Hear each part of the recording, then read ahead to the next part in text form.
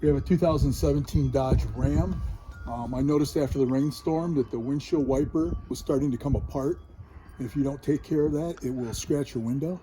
So all cars have different sizes.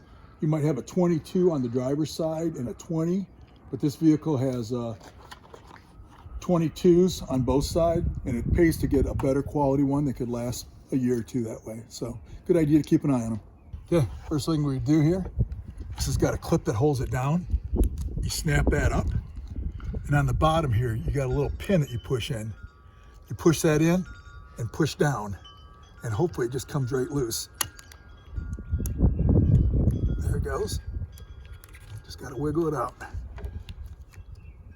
Sometimes they just don't fall out of there. There it goes. Nice and easy. Make sure you don't let this click down and hit your glass too hard. As you can see, this one was coming apart. So you want to replace it. This has got a clip on it also. You raise that up, pull this up, put it in, and just snap it down like that and lock that in place. Double check, make sure it's not going anywhere. And that's all it takes to replace wipers on a 2017 Dodge Ram.